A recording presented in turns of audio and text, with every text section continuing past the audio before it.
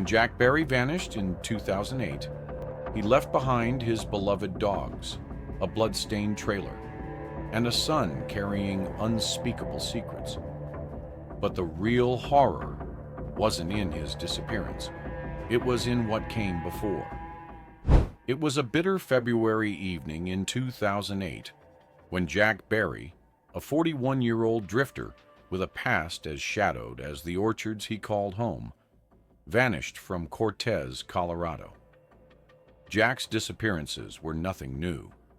He was known for his unpredictable nature. His family brushed it off at first, telling themselves he'd return as he always had. But this time, something was different. Jack's loyal hound dogs, his constant companions, were left behind, howling near his trailer at the edge of a sprawling, overgrown orchard. The eerie quiet of his absence stretched on for days, then weeks. Finally, unable to shake the unease, Jack's brother Jim called the authorities. "Something's wrong," Jim told Detective Cox of the Montezuma County Sheriff's Office. "Jack's gone, and I think Jeremiah knows more than he's letting on." Jeremiah Barry, Jack's 20-year-old son, was quiet and intense, a young man with a shadowed presence. He had been staying at the Dog Hotel, a ramshackle property nearby, owned by a woman named Elizabeth. When questioned by detectives, Jeremiah seemed nervous, but cooperative. "He's probably in Montana," he muttered, avoiding their gaze. "That's where he usually goes to get away." But something about Jeremiah's demeanor unsettled Detective Cox. His answers felt rehearsed, his calm too deliberate. The more they pressed, the more cracks began to show. "My dad's not exactly the easiest person to track down," Jeremiah admitted. "He's good at disappearing." Cox wasn't convinced. Years of working missing persons cases had taught him to recognize when someone was hiding something. Jack's story, as the family began to reveal, was far stranger than anyone could have imagined. According to his son and mother, Jack wasn't just erratic. He was paranoid, haunted by voices only he could hear. "God talks to him," Jeremiah said during one interview. "Sometimes God tells him to kill people." The statement sent a chill through the detectives. Was this a clue to Jack's disappearance, or a distraction? As they delved deeper, Jack's mother, Sandra, added another unnerving detail. "Jeremiah told me," she said hesitantly, "that if I knew what happened to Jack, I'd never want him near me again." Sandra's words only deepened the mystery. What could Jeremiah be hiding? What could be so terrible that even his own grandmother would question his presence? Detectives decided to search Jack's trailer at the orchard, a place shrouded in isolation and unease. The trailer was a disturbing scene. Scattered animal bones littered the ground outside, broken furniture and tools adding to the chaos. Inside, detectives uncovered something even more sinister: a crude altar. Dark symbols etched into the wood, surrounded by rotting candles and animal skulls, pointed to a disturbing obsession. The air felt heavy, as though the walls themselves held secrets too dark to tell. Was this altar the manifestation of Jack's paranoia, or evidence of something more sinister?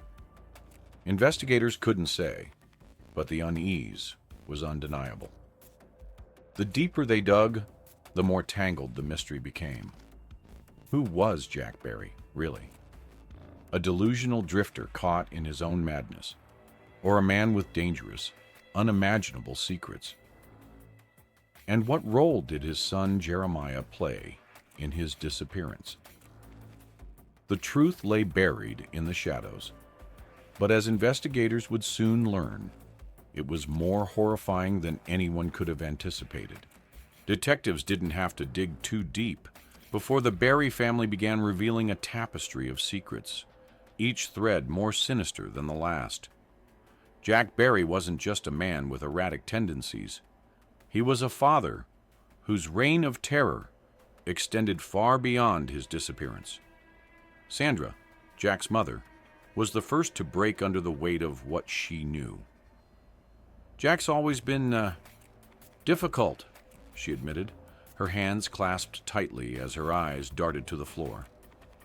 "He's paranoid. Hears voices. Thinks the government's watching him. But he's more than paranoid. He's dangerous." Sandra recounted disturbing details of Jack's behavior. How he believed wires were planted in the walls and accused family members of conspiring against him. He said Rebecca, my granddaughter, was working with Christian spies to bring him down. That day, he threatened to kill her, kill all of us. Sandra's voice trembled as she spoke, but she wasn't alone in her fear. Jack's children painted an even darker picture of their father. Rebecca, her voice breaking, described a day burned into her memory. "He cornered me with a butcher knife. He said God told him I was the devil and that I needed to be punished." Rachel, another sibling, showed investigators the scars from her father's violent outbursts. "He beat us for the smallest things," she said, "and he laughed while he did it, like it was all a game." The most chilling account, however, came from Jeremiah. Quiet and composed at first, he described a childhood steeped in terror. Jack, he claimed, wasn't just abusive, he was monstrous. "He made me do things," Jeremiah whispered, his face pale. "Things no kid should ever have to do." When detectives pressed him for details, Jeremiah hesitated, his voice faltering. "He made me help him with the bodies." The room fell silent. "Bodies?" Detective Cox leaned forward, his voice steady but urgent. "What bodies, Jeremiah?" "Mexicans," Jeremiah said bluntly, his words cutting through the tension. "He picked up illegals, promised them food, a place to stay. Then he killed them." The detectives exchanged stunned glances as Jeremiah continued, his voice trembling. "He made me cut them up, said it was part of my training, to be a man." The revelation was almost too horrific to believe, but Jeremiah wasn't finished. He lowered his gaze, his hands shaking. "He made me eat them," he confessed, his voice cracking, said it was the only way to survive. Detectives were skeptical at first, but Jeremiah's siblings corroborated his story. Josh, the youngest, recounted finding dismembered limbs in the refrigerator when he was a child. "There was a hand," he said, his voice barely above a whisper. "It had a ring on it, a big diamond. Dad said it was fake, just a joke, but I knew better." Jack's obsession with death and the macabre didn't stop with his family. Sandra revealed a chilling detail about Jack's own father, a man known only as Reverend White Horse. According to Sandra, the elder Barry had led a cult in New Mexico during the 1980s. Stories of dark rituals and sacrifices surrounded him, and it seemed Jack had inherited more than just his name. "He always talked about the power of blood," Sandra whispered, said it was the key to eternal life. As detectives delved deeper, they began piecing together the fragments of Jack's twisted world. His trailer at the orchard wasn't just a home, it was a shrine to his madness. Investigators found crude altars adorned with animal bones, candles burned to waxy stumps, and symbols etched into the walls. The space radiated a darkness that seemed to blur the lines between reality and delusion. For the detectives, the picture of Jack Barry was becoming clearer and darker.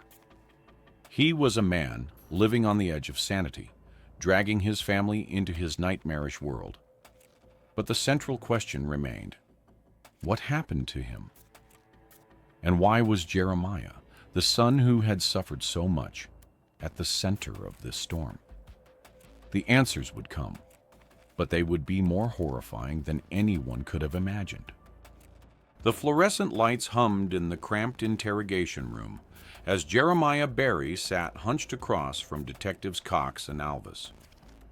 His story about his father's disappearance wasn't adding up, and both detectives knew they were close to breaking through. "Jeremiah," Cox said softly, like a father trying to coax out a difficult truth, "we know your dad had a habit of vanishing, but this time feels different, doesn't it? No cabin in Montana, no warning. He even left his dogs behind." Jeremiah fidgeted in his chair, eyes darting around the room. "I told you, he just left." The silence stretched between them until Cox leaned in. "If you know something about where your father is, we can help you. But you need to be honest with us." Something in Jeremiah finally cracked. "You think I did something, don't you?" His voice trembled, the first real emotion he'd shown since sitting down. "We're just trying to understand," Cox said quietly. "Help us do that." The room felt smaller as Jeremiah's composure began to crumble. His words came out barely above a whisper. "He hurt me. My whole life. He hurt me." Cox nodded gently. "We know he wasn't a good father. But what happened between you two?" Jeremiah took a shuddering breath. "I shot him." The confession landed like a punch to the gut. Both detectives went still, letting the moment settle before Cox asked, "When?" "That night, in the woods." Jeremiah's voice turned hollow, distant. "He had a gun. Said he'd kill me if I didn't do what he wanted."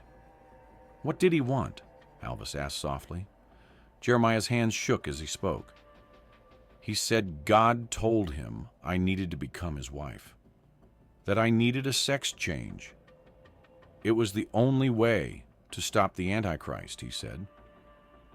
The detectives shared a horrified glance. Even after years of investigating Jack's delusions, this was beyond anything they'd imagined. "He put the gun down to use the bathroom," Jeremiah continued, his voice flat. "I grabbed it from his jacket. When he came back, I shot him in the head. And after," Alvis pressed gently. Jeremiah's eyes squeezed shut. "I cut him up with a hatchet and knives. I didn't know what else to do." He described filling concrete buckets with body parts, burning some remains, leaving others for scavengers. He'd stabbed the severed hands repeatedly, as if trying to destroy his father's power, even in death. The weapons, he said, he'd thrown into the Anamus River. When the horrible details finally ran dry, Cox asked the question that had been nagging at him. "Why didn't you come to us for help sooner, Jeremiah?" Jeremiah looked up, his eyes haunted and ancient in his young face. "Because no one ever helped us before." That simple answer cut deeper than the gruesome confession. It spoke of years of failed systems, of overlooked abuse, of a family left to suffer in silence. The detectives knew their work was just beginning. They still needed to find Jack's remains and verify every detail of this nightmare. But they'd gotten what they came for. The truth, in all its horrible glory, was finally out. As they wrapped up the interview, neither detective could shake the feeling that they'd just heard something more than a confession. They'd witnessed the final chapter of a horror story years in the making, where the line between victim and perpetrator had blurred beyond recognition. Finding Jack Berry's remains was just the beginning. Detectives Cox and Alvis knew Jeremiah's confession needed solid evidence to back it up. What they discovered at the Dog Hotel and the Orchard Trailer went beyond their darkest expectations. The storage room at the dog hotel felt like a tomb. Hidden in the corner, they found 2 plastic buckets sealed with cement, the contents confirming their worst fears. Inside lay human remains, a skull, hands, and feet. The bullet hole in the skull told a different story than Jeremiah's initial confession about shooting his father from behind. But more unsettling than the violence was how carefully the remains had been preserved, as if Jeremiah had tried to entomb his father's very essence in concrete. Jack's trailer in the orchard revealed its own nightmares. The walls were carved with dark symbols, and an altar decorated with animal skulls dominated the space. Melted candles dripped over scattered bones, painting a picture of a man who'd lost himself to paranoid delusions and dark obsessions. The kitchen held butcher tools, their edges worn dull from use. And beneath the sink, they found a jar of murky liquid with a mysterious pill bottle floating inside. At the dog hotel, Jeremiah's journals told the rest of the story. Pages filled with disturbing sketches showed dismembered bodies and occult symbols. One drawing caught the investigators' attention, a limbless torso that matched the remains they'd found. In the margins, desperate words, "Kill him, I had to." Between the violent images, Jeremiah's broken mind spilled across the pages. "I have to live with the consequences," one entry read. Another simply stated, "He can't hurt anyone anymore." The evidence painted a grim picture, but interviews with Jeremiah's siblings revealed the deeper horror of their childhood. They spoke of endless abuse, of a father whose rage knew no bounds, justified by his twisted belief that God guided his actions. Their testimonies transformed Jeremiah from just a murderer into something more complex, a victim who'd finally snapped. The investigation wasn't complete. Jeremiah claimed he'd scattered more remains near the Ute Reservation and burned others in a fire pit. An aerial search of the canyon turned up little, though they found ash and bone fragments where he'd indicated. The murder weapons, a gun, knives, and hatchet, remained lost in the Animas River's murky depths, despite days of searching by dive teams. The physical evidence, though incomplete, was enough to support Jeremiah's confession. But this case had become more than a simple murder investigation. It revealed a family destroyed by violence, a father consumed by madness, and a son who'd reached a breaking point few could imagine. As investigators closed their notebooks and sealed their evidence bags, they knew the harder part was still to come. Now the justice system would have to wrestle with impossible questions. How do you punish someone for a crime born of desperation? What's the right sentence for a son who killed to end years of torture? The answers wouldn't come easily. But one thing was clear.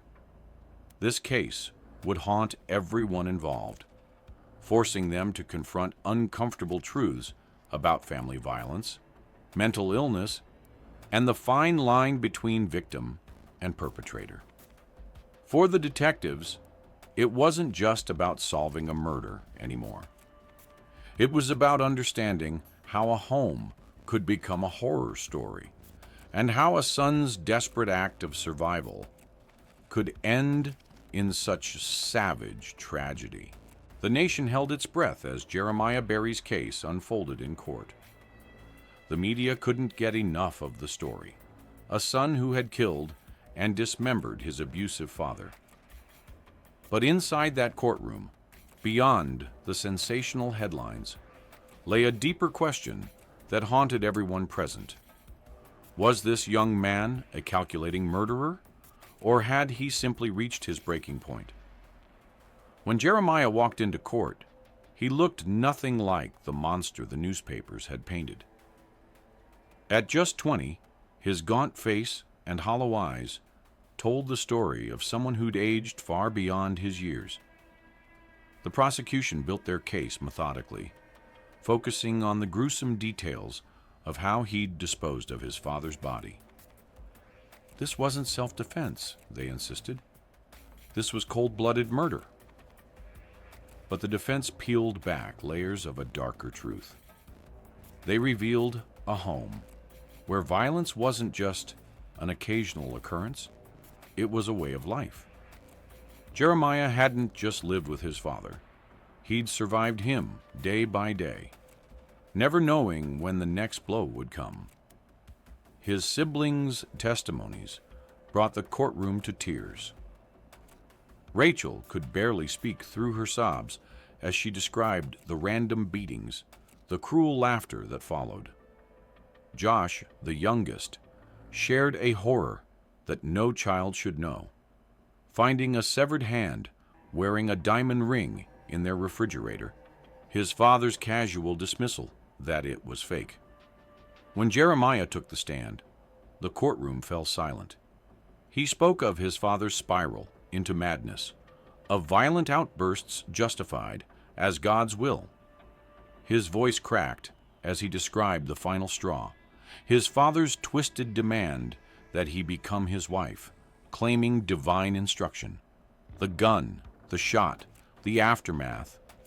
He recounted it all through tears. "I just wanted him gone," he whispered, his hands shaking. But it wasn't really over. The prosecution jumped on every inconsistency, the changing details about the weapon, the location of the wounds. They painted Jeremiah as a calculating killer who'd tried to hide his tracks. But his defenders argued these were the natural gaps of a traumatized mind, not calculated lies. How could anyone think clearly after years of such torment? After weeks of testimony, the jury faced an impossible choice between punishment and mercy. In the end, Jeremiah accepted a plea deal: reckless manslaughter and felony menacing. His sentence was 3 years, with credit for time served, plus a decade of intensive probation. The courtroom buzzed with mixed reactions. Some called it too soft. Others saw it as justice tempered with compassion. But the story's end brought no peace. In 2012, just 3 years later, Jeremiah was found dead in his Cortez apartment. He was only 24. Though the official cause remained unclear, those close to him believed he'd taken his own life, finally crushed under the weight of all he'd endured. His case still haunts Colorado's legal history, forcing us to face uncomfortable truths about abuse and justice. In the end, Jeremiah's death left only questions. Could someone have saved him earlier? Was his path set from birth in that house of horrors? The answers remain elusive, but his story stands as a stark reminder that sometimes the most dangerous monsters aren't strangers lurking in shadows. They're the ones we call family. Perhaps the most chilling lesson from Jeremiah's story isn't about good versus evil, or even justice versus vengeance. It's about how trauma echoes through lives, how abuse warps reality until survival itself becomes a kind of prison. His story challenges us to look closer at the quiet houses on our streets, to listen more carefully to whispered cries for help, and to remember that behind every shocking headline about family violence, there are real people trapped in cycles they can't escape alone. The Jeremiah Berry case haunts anyone who knows its details. It's not a simple story of murder or justice, but rather shows how abuse and trauma can echo through generations. While Jeremiah's actions were brutal, they emerged from years of torment under his father Jack's reign of terror. Jack Berry turned his home into a prison of fear, using his children as pawns in his twisted world. For Jeremiah, killing his father wasn't just about staying alive. It was a desperate attempt to break free from the horror that had consumed his family. But even after Jack's death, his shadow followed his son to the grave. The courts tried to balance justice, weighing Jeremiah's crime against the hell he'd endured. Yet no sentence or counseling could erase what had been done to him and his siblings. His death at 24 marked the end of a life that never really had a chance to begin. This case forces us to face uncomfortable questions. How many others suffer silently in abusive homes? Where do we draw the line between victim and perpetrator? What does justice mean when someone's been shaped by a lifetime of cruelty? The Berry case will be remembered for its shocking details, but its real lesson is about the urgent need to stop abuse before it destroys more lives. The dog hotel where it all ended has faded back into obscurity, and the orchards where Jack once ruled stand quiet now. But the story's dark truth lingers, a reminder of how easily evil can flourish when we look away from those crying out for help. Jeremiah's tale isn't about redemption. It's a warning about what happens when monsters are allowed to hide in plain sight. For those willing to look closer, it shows how survival itself can come at a devastating price. In the end, his story challenges us to do better, to see the signs of abuse, to act before it's too late, and to remember that behind every headline about family violence, there are real people trapped in cycles they can't escape alone. Thanks for watching. Don't forget to hit the like button and subscribe for more gripping stories like this. Drop a comment below and let's discuss. Stay safe, stay curious, and see you in the next video.